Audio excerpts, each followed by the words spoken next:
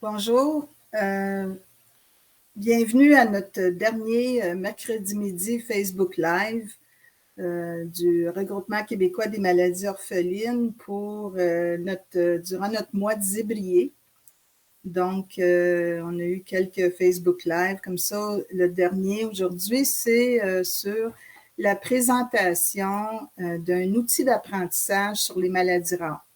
Comme notre thème est pour ce mois de zébrier, la sensibilisation et la formation sur les maladies rares dans le milieu médical, donc sensibilisation, formation des médecins et professionnels de la santé. Bien, on a voulu présenter cet outil qu'on a développé l'an passé pour notre mois de zébrier. Je suis Gayle Ouellette, je suis présidente directrice générale du RQMO. Bien, c'est moi qui ai conçu cet outil-là l'an passé. On l'a utilisé pour faire un concours l'an passé avec des étudiants de médecine. Il y a eu 8 équipes de 4 étudiants, donc une trentaine d'étudiants qui ont étudié avec cet outil-là et qui ont participé à un concours durant le mois de zébrier. Et on est supposé de le répéter au mois de mai cette année. Donc, l'outil qu'on utilise, en fait, c'est sur Internet, c'est sur la plateforme qui s'appelle Brainscape. Et c'est le principe en anglais, ils appellent ça des flashcards. Donc, si vous vous rappelez, quand vous étudiez à l'école, des fois, on écrivait des choses sur des cartes index en carton là, pour étudier, pour se rappeler de plein de choses qu'on a appris et pour se préparer pour des examens. Ben, c'est le même principe. On appelle ça des flashcards en anglais. C'est le même principe, mais sur un site Internet. Donc, on a cherché, il y a plusieurs plateformes comme ça. On a trouvé celui-là, Brainscape, qui nous semblait le meilleur. Malheureusement, la plateforme comme telle est en anglais, mais nos questions sont en français et elles pourront être traduites dans les prochaines semaines en anglais. Donc, nous avons conçu là, plus de, en fait, 152 questions. On a appelé nos questions dans l'outil Brainscape. Vous pouvez le trouver en écrivant le nom Génie en rare. C'est comme ça qu'on avait appelé notre concours avec les étudiants l'an passé, Génie en rare, ou en écrivant Maladie rare en français, vous les trouverez. Puis, évidemment, c'est au nom du Regroupement québécois des maladies orphelines. Alors, je vais vous montrer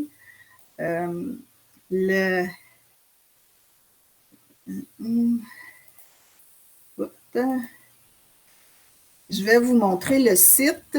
En principe, vous êtes supposé de me voir dans ce site-là. J'espère que vous voyez. Sinon, vous avez là l'URL qui est www.brainscape.com. Vous pouvez aller.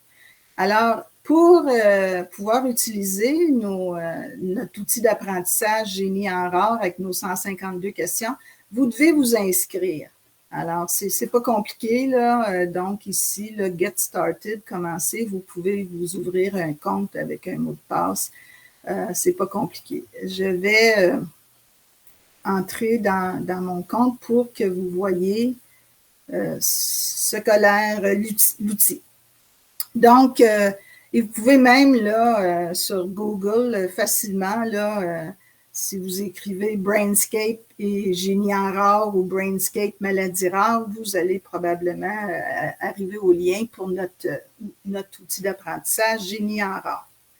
Donc, ici, vous voyez qu'il y a on a mis ça en 4 séries, nos questions, pour un total de 152 questions.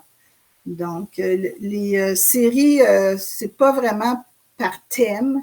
C'est qu'on visait à faire 150 questions, puis on les a fait à différents moments. On a créé 4 séries différentes, mais c'est des questions un peu pêle-mêle là, dans chaque. Par contre, la série 1, il y a plus de questions là, sur les définitions et statistiques de maladies rares. Donc, je vais vous montrer des exemples de questions. Après vous avoir montré un peu cet outil. Donc, vous vous inscrivez. Vous pouvez chercher, si vous n'êtes pas arrivé sur Génie en rare, vous pouvez chercher en écrivant Génie en rare ou maladies rares et vous allez tomber sur notre série de questions. Et là, dans cette façon de visionner ici, si on prend la série 1, là, vous avez la question et la réponse. Vous avez donc, pour pouvoir étudier, vous pouvez voir les cartes comme ça, où il y a la question puis la réponse.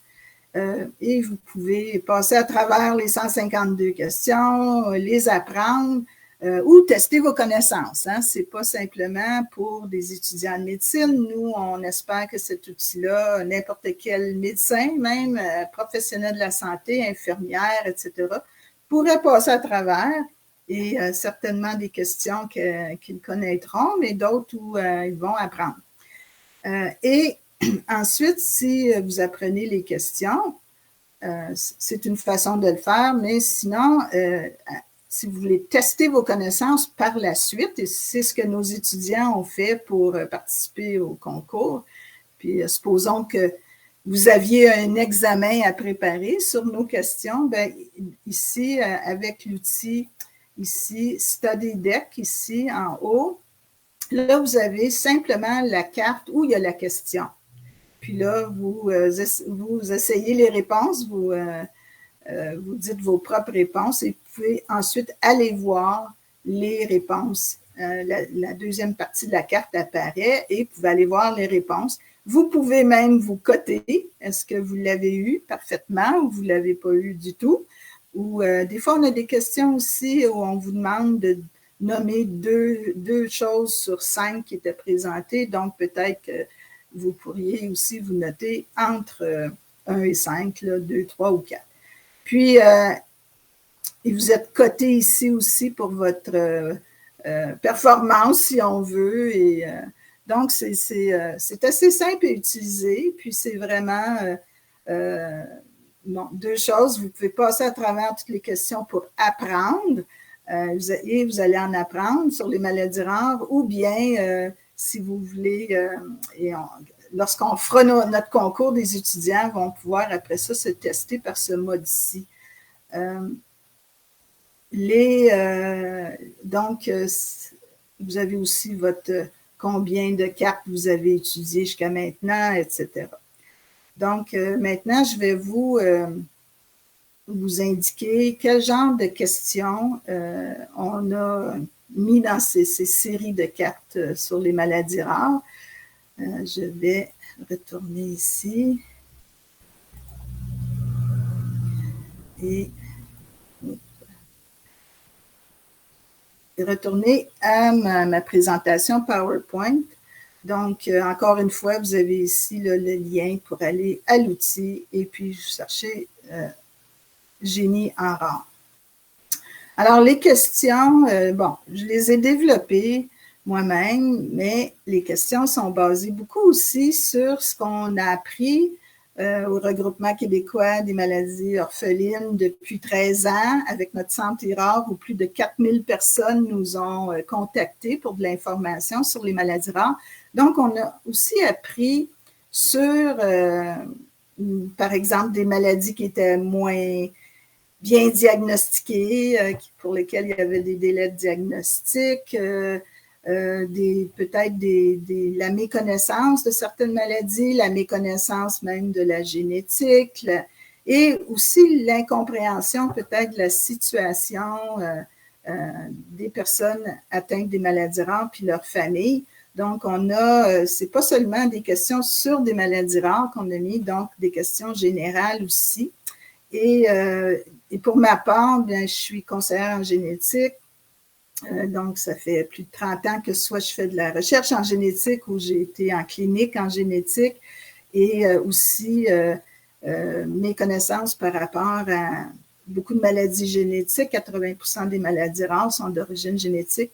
mais aussi mon expérience et en collaborant avec des médecins aussi, mon expérience par rapport à ce qu'on voit qui est méconnu, mal compris par rapport à certains syndromes génétiques ou par la génétique et l'hérédité elle-même. Vous savez, c'est pas quelque chose qu'on enseigne, pas beaucoup de cours sur la génétique et l'hérédité dans les cours de médecine ou d'autres professionnels de la santé. Donc, il y a beaucoup de connaissances aussi là, qui des fois laissent à désirer, où il y a des mythes en génétique, et on essaie de répondre pas mal à ces questions-là, et donc à faire part là, soit aux étudiants, comme je disais, ou même des gens qui pratiquent déjà, de connaître un peu plus des principes aussi là, en génétique ou par rapport à certaines maladies rares.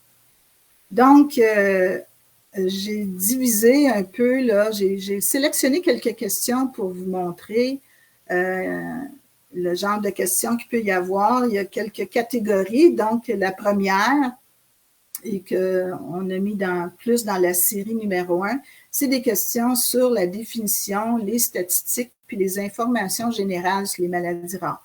On pense que c'est intéressant que les professionnels de la santé, les médecins dans notre réseau de la santé, connaissent là, ce que sont les maladies rares. Ce n'est pas quelque chose qu'ils apprennent là, dans leurs études. Alors, donc, par exemple, combien il y a de maladies rares, quelle est la définition d'une maladie rare, et puis par rapport à combien il y a de maladies rares, il y a des discussions de ce temps-là. On dit toujours 7 à 8 000, c'est ce qu'on entend le plus souvent, mais récemment, il y a eu, il semble, des études qui ont montré qu'on peut parler jusqu'à 10 000 maladies rares. C'est quelque chose dont on va vous faire part bientôt là, pour voir d'où viennent ces nouvelles statistiques. Mais bon, couramment, on dit 7 000 à 8 000 maladies rares, la définition étant une maladie qui touche moins d'une personne sur 2 000 dans la population. Donc, pour nous, c'est intéressant là, que dans le milieu de la santé, on sache c'est quoi cette définition. Un autre exemple, quel pourcentage de personnes dans la population? Par exemple, au Québec, on estime qu'il y a peut-être environ 700 000 personnes. Il n'y a pas de registre, il n'y a pas de base de données, donc c'est seulement un estimé, on n'est pas sûr, mais ça donne une idée quand même de combien de personnes peuvent être touchées. Combien il y a de médicaments? En fait, si on prend encore la statistique de 7 000 à 8 000 maladies rares, ben, pour des traitements spécifiques pour les maladies rares, il n'y en a pas tant que ça. Il y en a environ 900 ou peut-être 1000 là, aujourd'hui, médicaments qu'on dit orphelins. Donc, on voulait vraiment situer pour les professionnels de la santé là, beaucoup d'aspects des maladies rares qui, comme je le disais, ils n'apprennent pas nécessairement dans leur cours. Ensuite, cette question-là, avant de passer à l'autre catégorie, on posait la question, pourquoi les maladies rares devraient être d'intérêt pour vous, les médecins? Ben, elles peuvent nous en apprendre au sujet du normal, en fait, entre guillemets, même des maladies communes. Des fois, l'étude de maladies rares ou leur connaissance nous fait comprendre même des pathologies communes. Des manifestations rares sont parfois des indices précieux d'une maladie interne grave. Donc, c'est bien là, de connaître certains signes d'appel de maladie là, pour pouvoir les reconnaître et agir rapidement. Elles peuvent aiguiser notre pouvoir d'observation et la dernière raison étant simplement parce que les gens en ont. Parce qu'il y a des zèbres, on va en parler plus loin, pourquoi le zèbre, mais oui, ça existe les maladies rares, il y en a beaucoup, quand même beaucoup de personnes touchées. En fait, on dit qu'elles ne sont pas rares parce qu'il y a beaucoup de ces maladies-là et un bon nombre de personnes sont touchées. Et ça, c'est le fameux docteur McKusick là, qui était très impliqué dans les maladies rares génétiques, qui a donné ses raisons pour s'intéresser aux maladies rares. Donc, pour finir avec cette catégorie, c'est une catégorie de questions générales. Il y en a à travers les 4 séries de questions. et pour les connaissances générales sur les maladies rares. Ensuite, bien, comme je le disais, à cause de notre santé rare, de nombreuses, plus de 4000 personnes qui nous ont contactés depuis 2014, qu'on tient des bonnes statistiques au RQMO. Beaucoup nous ont dit comment ils vivaient avec les maladies rares, comment ils vivaient dans leur vie personnelle et dans le réseau de la santé. Et aussi, nous, on a fait un sondage là, dès le début de notre création en 2010. Donc, et on a voulu partager ça dans ces questions-là, dans cet outil d'apprentissage pour que les professionnels de la santé connaissent les conséquences des maladies rares, par exemple, sur les personnes atteintes. Donc, dans notre sondage, on avait demandé si les répondants, là, ils se sentaient isolés et seuls par rapport à leur maladie rare, et c'est 70% qui nous ont dit qu'ils se sentaient isolés et seuls. Donc, on voulait partager ça. C'est quelque chose qui est connu. Quand on a une maladie rare, on peut souvent se sentir isolé, vivre l'isolement, parce que c'est pas comme avoir une maladie communes, qui sont bien connues de tout le monde, comme le cancer, les maladies cardiovasculaires, le diabète, etc.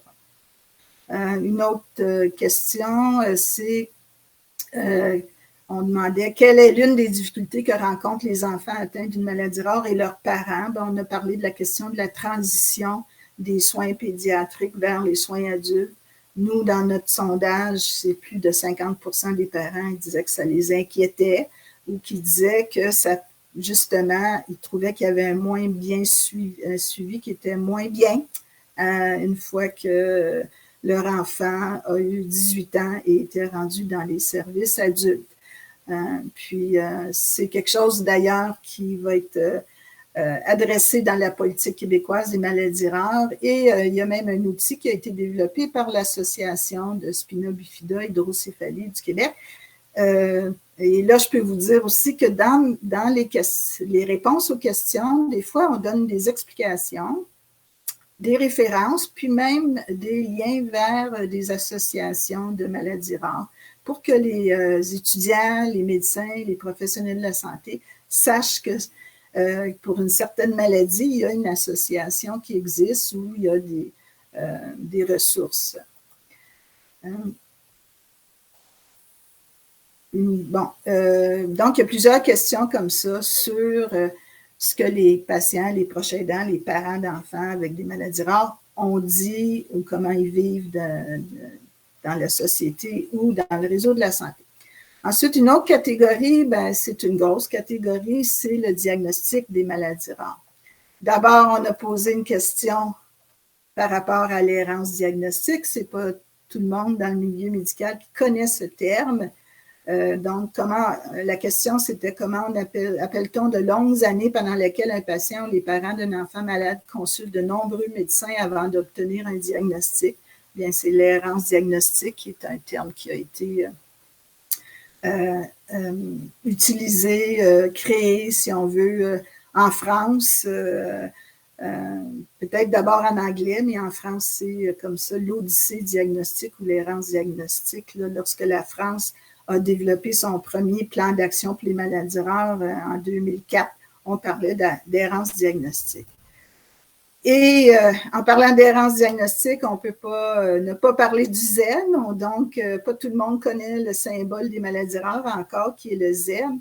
Donc, on tenait à enseigner ça dans ces questions-là, dans l'outil. Et donc, beaucoup de patients, proches aidants, parents connaissent maintenant l'histoire du ZEM, mais pas tout le monde dans le milieu médical. Alors, c'est un médecin là, qui enseignait à ses étudiants, quand tu entends des bruits de sabots derrière toi, ne t'attends pas à avoir un ZEB, parce qu'il voulait que les étudiants pensent plus aux maladies communes. Mais, et c'est pourquoi maladie rare, on l'appelle un ZEB, mais évidemment, il faut aussi penser aux ZEB. Donc, c'est comme ça aussi qu'on veut sensibiliser dans le milieu médical sur les problématiques là, avec les maladies rares, dont l'errance diagnostique. Et puis ici, c'est quelques citations de médecins qu'on a mis aussi qui ont travaillé sur le diagnostic, qui sont préoccupés par le diagnostic des maladies rares, dont ici une citation de Sir William Osler, qui est considéré le père de la médecine moderne, qui est né au Canada. Il a étudié puis travaillé à l'Université McGill, entre autres, mais ailleurs aussi, au Canada, aux États-Unis.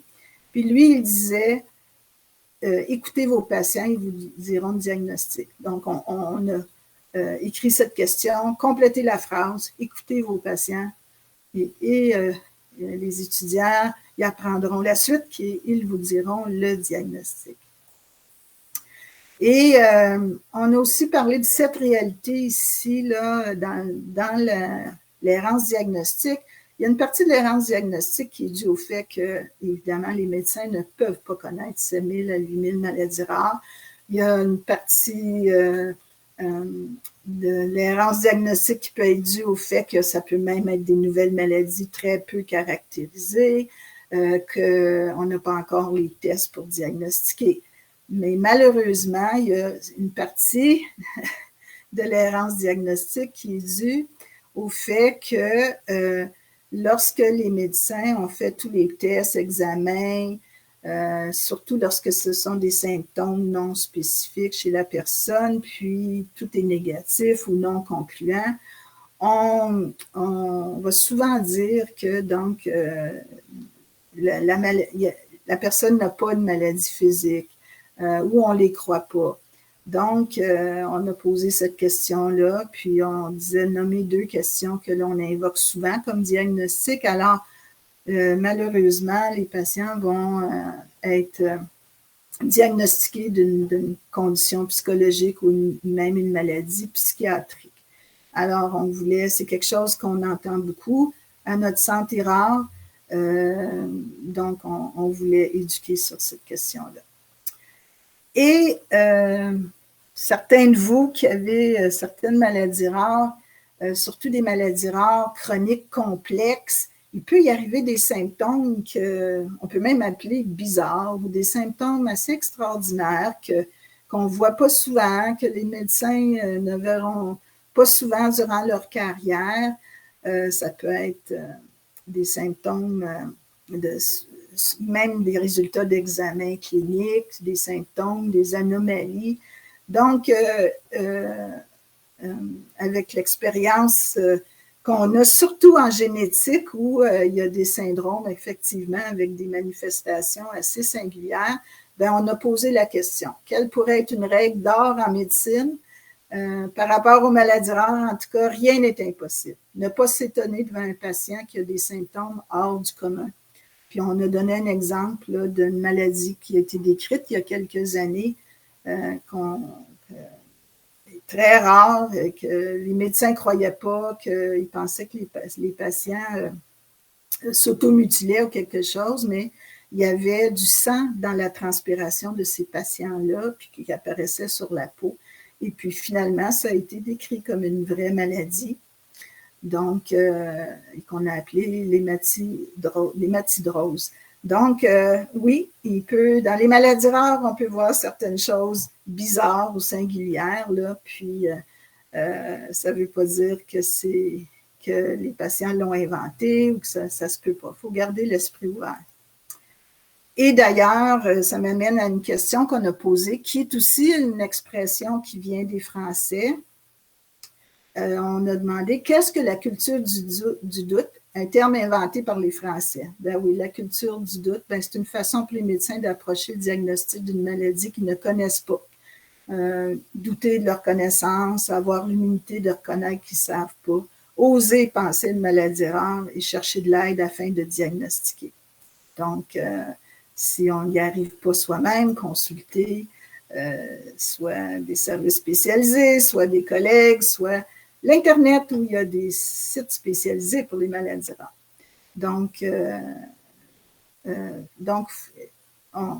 l'année passée, on utilisait notre slogan, la mois d'Iblier, et si c'était une maladie rare. Donc, oser y penser.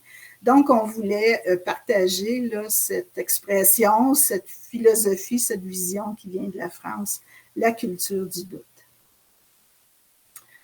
Ensuite, je vais montrer quelques questions qu'on a posées vraiment pour des diagnostics précis. Il y en a plusieurs à travers les 152 questions. On les a choisies par est-ce que c'est des maladies rares les plus connues? Pas nécessairement, mais c'est des maladies rares qu'on a vues qui prenaient un certain temps à diagnostiquer. Que peut-être les médecins spécialistes auraient reconnu tout de suite, mais vous savez que vous passez habituellement, les patients passent habituellement en premier à un médecin de famille, un médecin omnipraticien, puis eux, ils ne peuvent pas tout connaître, ces maladies, à moins d'avoir eu la chance, là, durant leurs études ou leurs pratiques, d'avoir eu des patients. Donc, on a mis quelquefois des symptômes d'une maladie, puis on demandait le diagnostic. On le fait, par exemple, pour l'acromégalie. Aussi, bon, l'hyperinsulinisme congénitale, c'est la cause la plus fréquente d'hypoglycémie sévère et chronique chez les bébés et les enfants. Donc, c'est juste pour donner, là, pour que les professionnels de la santé ou les étudiants aient à l'esprit, ah bon, un bébé avec une hypoglycémie, ça peut être une maladie rare qu'on appelle l'hyperinsulisme congénital. Puis en fait, c'est, pour ceux qui ne savent pas, c'est comme l'inverse du diabète. Au lieu de ne pas avoir assez d'insuline, c'est d'en avoir trop. Et il peut y avoir quand même des conséquences là si ce n'est pas traité. Ensuite, il y a une série de questions qu'on appelle, on peut dire, on soulevait des drapeaux rouges, c'est-à-dire des signes d'appel ou des drapeaux rouges. Des signes que les médecins ou professionnels de la santé pourraient peut-être connaître pour identifier une maladie, même une maladie héréditaire, souvent, de pouvoir, il y a une série de signes, puis souvent c'est des signes aussi qui sont assez hors de l'ordinaire, et on peut les considérer des drapeaux rouges là, qui attirent leur attention à savoir si ça pourrait être ce diagnostic. Donc, dans ce cas-ci, on a mis les drapeaux rouges là, par rapport à les antécédents familiaux d'une femme ou d'un couple là, qui planifie une grossesse ou qui est en début de grossesse. Ce sont des questions qui sont habituellement demandées par des spécialistes de la génétique, mais on trouve que même un médecin de famille, obstétricien, obstétricienne, devrait évidemment les poser, ces questions-là, aux patients. Donc, c'est prendre des antécédents, l'histoire familiale sur 3 générations, puis demander ces questions. Est-ce qu'il y a eu des malformations congénitales? Est-ce qu'il y a eu des cas de déficience intellectuelle ou retard de développement, des bébés morts-nés? Est-ce que des fausses couches à répétition, des maladies neuromusculaires? C'est comme des choses standards à poser, peut-être même pas juste des couples qui veulent des enfants, mais même à n'importe qui en clinique, là, dans leurs antécédents familiaux, on constate, nous, puis même moi personnellement, qu'habituellement, les questions sur les antécédents familiaux qui sont demandées, c'est surtout est-ce que vous avez du cancer dans votre famille, de l'obésité, diabète, maladie de cœur, des choses plus fréquentes, communes. L'hypercholestérolémie, quelqu'un fait de la haute tension artérielle, mais par contre, 80% des maladies rares sont génétiques et beaucoup sont héréditaires. Donc, poser ces questions-là peuvent porter l'attention sur des risques peut-être pour ce couple-là, des tests à faire avant la grossesse, etc. Et on a plusieurs de ces questions-là aussi pour, par exemple, pour les cancers héréditaires rares. Alors, on voulait soulever ces drapeaux rouges. Ici, un autre exemple, c'est certaines maladies sont plus fréquentes dans certaines ethnies. Alors, ici, j'ai donné l'exemple des hémoglobinopathies, par exemple, les thalassémies et l'anémie falciforme. Donc, pour qu'ils connaissent les populations dans lesquelles ces maladies-là sont plus fréquentes. Et c'est assez connu, couramment connu que oui, quelqu'un d'origine africaine est à haut risque d'avoir de l'anémie falciforme, maladie héréditaire. Mais beaucoup d'autres régions ici, on est peut-être on n'y pense pas ou on ne l'a pas appris. Donc, l'Amérique du Sud, c'est possible. Il y a une fréquence un peu plus élevée, la région méditerranéenne, etc. Ce n'est pas seulement chez les Africains. Donc, on a voulu aussi que les professionnels de la santé connaissent plus en détail quelles ethnies sont plus à risque. Fait qu'il y a des questions comme ça à travers nos 150 questions. Par rapport aussi à l'errance diagnostique, les maladies sont rares, donc quelquefois un médecin pourrait avoir eu un ou deux patients avec une maladie rare. Puis, ce qu'on a constaté, c'est que souvent, ce patient ou ces quelques patients que le médecin a eu, ça reste le modèle pour eux, là, le modèle type de cette maladie-là chez le patient. Alors, on a voulu dire que c'est peut-être pas le cas là, pour beaucoup de maladies rares. Alors, pourquoi vous ne pouvez pas dire « Ah, j'ai déjà eu un patient avec cette maladie rare et ça ne se présentait pas du tout comme pour mon patient actuel, donc ce dernier ne peut pas avoir cette maladie. » En fait, il y a des patients qui se sont fait dire ça. « Ah, j'ai déjà eu un patient avec cette maladie-là, vous ne pouvez pas avoir ça, vous ne ressemblez pas du tout. » Mais la réponse, c'est oui, ça peut être la même maladie parce que beaucoup de syndromes génétiques sont très variables, grande variabilité dans les manifestations, dans les symptômes, comment ça se présente. Puis ça peut même être très variable, même à l'intérieur d'une même famille. Donc, quelqu'un dans une famille peut avoir un syndrome qui est sévère alors qu'un autre membre peut l'avoir beaucoup moins sévère. Donc, c'est ce qu'on appelle en génétique l'expressivité variable. Donc, puis un exemple concret d'un patient qui nous a rapporté cette situation, entre autres, c'est que un syndrome où le médecin a déjà eu un patient, puis ce patient-là était en fauteuil roulant. Donc, c'était assez sévère, la personne ne pouvait plus, avait plus sa capacité de marche. Alors là, la personne qui se présentait pensait avoir la même maladie, puis le médecin a dit que ça ne se pouvait pas parce qu'elle ne marcherait pas. Vous seriez en fauteuil roulant. Ben non, parce que pas tout le monde, avec certains syndromes, sont en fauteuil roulant.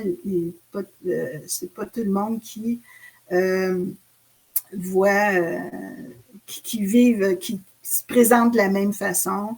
Autre chose aussi, c'est une maladie peut évoluer, donc ça dépend où on est dans sa vie. Et certaines maladies, il y a des gens qui vont être en fauteuil roulant, perdre la capacité de marcher, et certains, ça n'arrivera pas. Donc, ça, c'est toute une série de questions. J'en ai juste donné un exemple ici par rapport à la génétique. Comme je le disais tantôt, la génétique, c'est pas, il n'y a pas tout un cours d'une session sur la génétique lors des études de médecine où on peut prendre connaissance des 6000 maladies génétiques, etc., et de tous les principes. La génétique, c'est une spécialité de la médecine qui est complexe et qui devient de plus en plus à cause des progrès technologiques. Donc, une chose qu'on a vue chez certains médecins, c'est que si un test génétique a été fait, puis que le résultat est négatif, c'est qu'on n'a pas trouvé de variant ou de mutation qui a été détectée dans les gènes testés, bien souvent, il y en a qui vont aller à la conclusion, tu n'as pas cette maladie. Alors, c'est ce qu'on demande ici, est-ce qu'on doit exclure le diagnostic suspecté? Donner une raison pour justifier votre réponse. Puis la réponse, c'est non.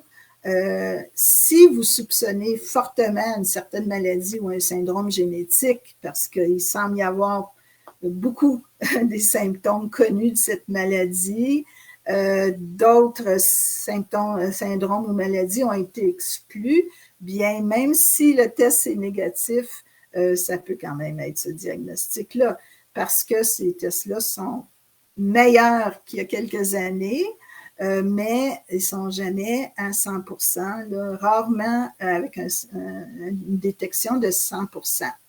Fait qu'il peut avoir une mutation dans un gène qui n'était pas inclus dans les tests qui ont été faits. Il peut avoir une mutation d'un type qui n'est pas détecté par la technologie qui a été utilisée. On fait beaucoup de séquençage exomique aujourd'hui, mais il y a certains types de mutations qui ne sont pas détectés par cette technologie-là. Donc, et ça peut même être dans un gène qu'on n'a pas encore identifié qui est associé à cette maladie-là.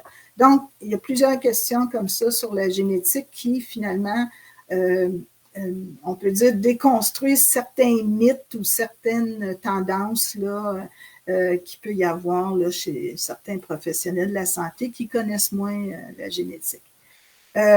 Ici, c'était pour vous montrer que c'est un outil très versatile où on pouvait incorporer des images. Donc, on a mis dans certains cas des images de certains symptômes, certaines malformations anatomiques, etc., qui sont associés, là, qui sont très, très indicatifs d'une maladie rare. Dans ce cas-ci, ce qu'on appelle une cornée verticillée, que même les optométristes peuvent voir et qui peut vouloir dire qu'il y a une présence de la maladie de Fabry. Ici, pour l'alkaptonurie, une maladie métabolique, la première façon de déceler cette maladie-là, c'est que même chez les bébés, dans la couche, il peut y avoir une couleur noire, l'urine devient noire, et il y a quelques signes au niveau des yeux et des oreilles. Donc, on voulait montrer certains. Il y a beaucoup de ce genre de signes et symptômes, évidemment, surtout pour des maladies génétiques, mais on voulait en montrer certains. Puis on se dit que quelqu'un qui ne le savait pas, mais que arrive un bébé ou quelqu'un qui dit « mon urine est noire, la couche de mon bébé a de l'urine noire », ben ça peut lui rester dans l'esprit, puis peut-être diagnostiquer cette maladie-là plus rapidement. J'indique ici des questions sur le syndrome d'Ehlers-Danlos. Pour ceux qui vont passer à travers ces questions, vous allez remarquer qu'on a mis plusieurs questions sur ce syndrome. Pourquoi? Je l'ai dit souvent ici, c'est le syndrome pour lequel on nous appelle le plus, au RQMO, qu'on nous contacte le plus. C'est souvent parce que les gens suspectent d'avoir ce syndrome-là, parce qu'il est très difficile d'avoir un diagnostic dans notre système de santé. Il y a peu de médecins qui connaissent, peu de médecins qui connaissent aussi cette maladie-là, comment elle est décrite aujourd'hui, parce qu'ils ont juste appris quelques signes dans leur cours, mais cette maladie-là est pas mal plus complexe que ce qu'ils ont souvent appris.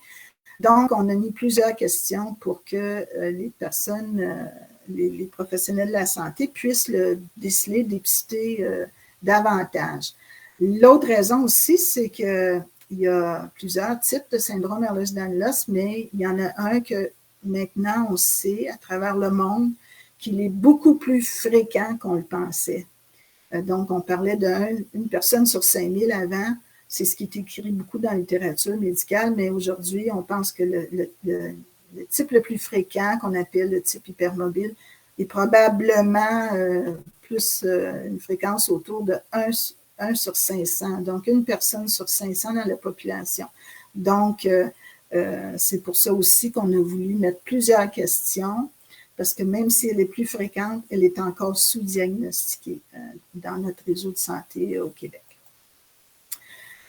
Je passe à une autre catégorie, j'en donne seulement 2 exemples, là, mais évidemment qu'on veut que les médecins, les professionnels de la santé sachent où aller chercher de l'information, même des outils pour le diagnostic, puis la prise en charge des maladies rares. D'ailleurs, dans la politique québécoise, les maladies rares, on parle de rendre disponibles des ressources, des outils, de l'information, nous, au RQMO, on en rend beaucoup disponible. Donc, on a mis des questions sur certains outils. Pour ceux qui ne connaîtraient pas dans le milieu de la santé l'outil Orphanet, j'imagine que peut-être tout médecin finit par tomber sur ce site-là. C'est le portail international sur les maladies rares puis les médicaments orphelins. Il y a beaucoup de ressources dans ce portail-là. Et en fait, on voulait faire connaître, entre autres, 4 ressources possibles qui sont des protocoles de diagnostic et de soins. Ça, c'est des protocoles qui ont été vraiment validés par la Haute Autorité de santé en France, leur ministère de la Santé, qui sont validés pour plusieurs maladies rares. Et en plus, comme c'est la France, sont en français. Donc, nous, on les remet même à des patients. Mais on donne les liens, mais on pense que même s'ils sont plus adaptés au système de santé français, quand même l'information qui est là, elle est bonne pour un diagnostic, une prise en charge d'une maladie. Donc, on veut les faire connaître. Ensuite, il y a aussi des documents pour la conduite à tenir en urgence pour certaines maladies ou la conduite à tenir pour l'anesthésie.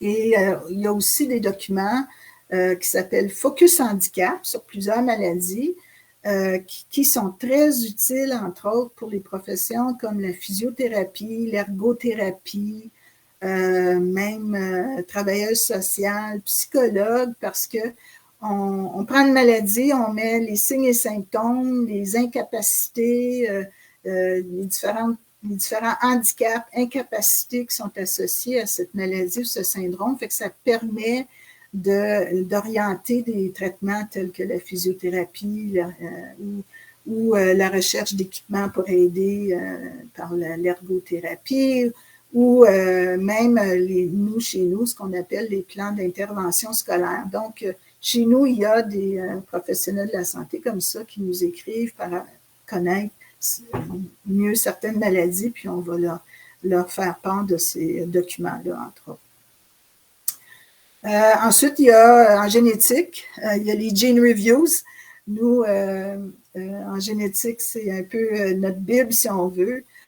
C'est des documents qui sont faits aux États-Unis, publiés sur le site du NIH, et qui sont tous le même format pour bien indiquer le diagnostic, les signes et symptômes d'une maladie, les caractéristiques, la génétique, la prise en charge, s'il y a des médicaments, quel traitement, le conseil génétique. C'est tout sous le même format que l'auteur va suivre pour rédiger ce document-là, puis ils sont habituellement mis à jour et très fiables comme information et mis à jour.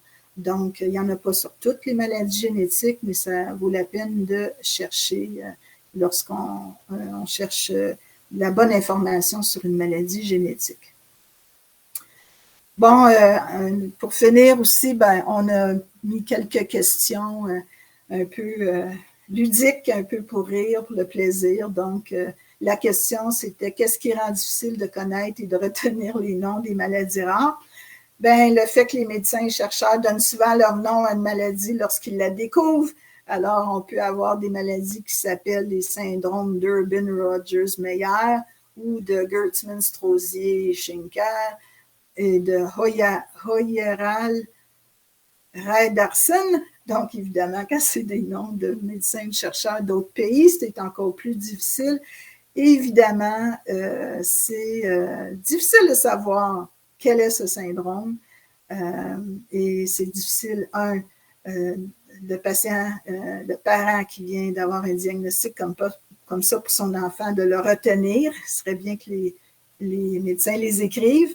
Et évidemment, personne ne connaît ça, ces maladies-là. Ils ne trouveront pas facilement quelqu'un qui a ces maladies très rares. Et évidemment, la tendance des dernières années, c'est plutôt de décrire la maladie selon ses caractéristiques, ses manifestations, plutôt que de donner un nom de médecin difficile à écrire, à prononcer, etc. Et évidemment, on a parlé aussi même de la Journée internationale des maladies rares pour sensibiliser. On a posé la question, pourquoi souligne-t-on la Journée internationale des maladies rares le 28 ou le 29 février? Bien, c'est parce que le 29 février, c'est une journée rare. C'est l'année bissextile, donc à chaque 4 ans, il y a vraiment la vraie journée des maladies rares, mais évidemment, les 3 autres années, on le célèbre, le souligne le 28 février. Puis nous, au Québec, le RQMO, on a créé le mois de zébrier, qui est la combinaison de février plus Z. Et on a même posé une question, à quel centre pouvez-vous référer vos patients? Puis même, eux peuvent même nous consulter pour avoir de l'information, les professionnels de la santé. Donc, mais c'est sûr qu'on souhaite qu'un médecin aussi puisse référer son patient, le parent d'un enfant qui vient de diagnostiquer, parce qu'on les aide vraiment avec toute l'information par rapport à une maladie rare, donc à notre centre IRAR. Et je vais mettre ici nos coordonnées pour ceux qui ne connaissent pas encore. Donc, pour terminer,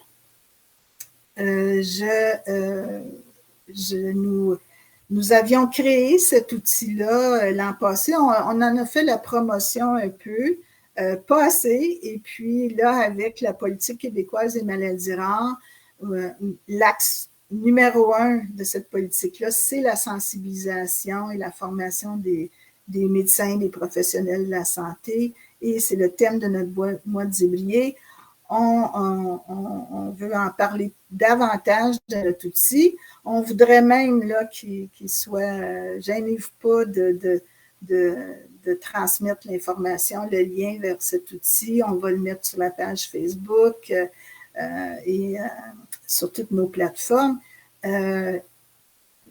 Comme je le disais, ça s'adresse d'abord aux professionnels de la santé, aux médecins, aux étudiants de médecine.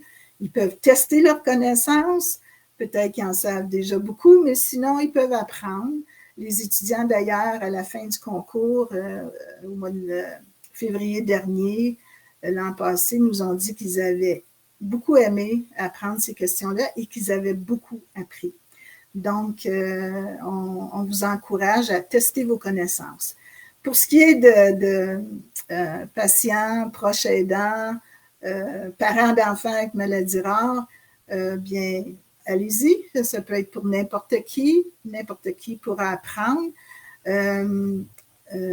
L'autre chose que je voulais vous dire aussi, on avait demandé à nos associations membres et nos membres de proposer des questions. Fait que vous allez trouver des questions sur votre maladie. Mais comme je le disais, le but n'était pas d'avoir 7000 questions pour apprendre les 7000 maladies rares. Je pense qu'au niveau pédagogique, c'est peut-être pas approprié.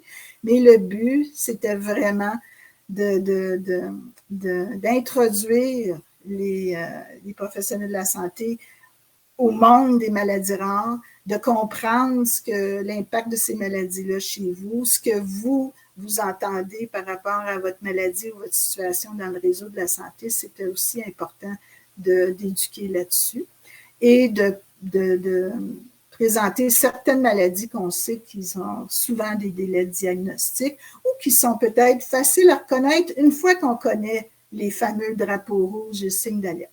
C'était notre but. Ça ne veut pas dire qu'on n'en fera pas d'autres. Puis, je pourrais même encourager des associations de patients à peut-être se faire une série de questions pour la maladie qui les concerne pour éduquer les professionnels de la santé sur leur maladie. Donc, voilà. Donc, sur Facebook, nous allons vous mettre les liens. Comme je vous l'ai dit, c'est assez facile à utiliser, mais il faut s'inscrire sur le site. Et si vous avez des questions, n'hésitez pas à nous contacter à info@rqmo.org si vous avez des questions sur cet outil. Puis, vous allez entendre parler de notre deuxième concours qui va être organisé ce printemps avec cet outil encore. D'ailleurs, des étudiants nous sont revenus pour nous demander si on tenait encore ce concours, donc il y a de l'intérêt. Alors, et distribuer, on va mettre ça sur LinkedIn, sur Facebook, s'il vous plaît, distribuer pour que les gens le connaissent. Donc, merci. C'était le dernier de nos mercredis midi Facebook Live durant notre mois de Zébrier.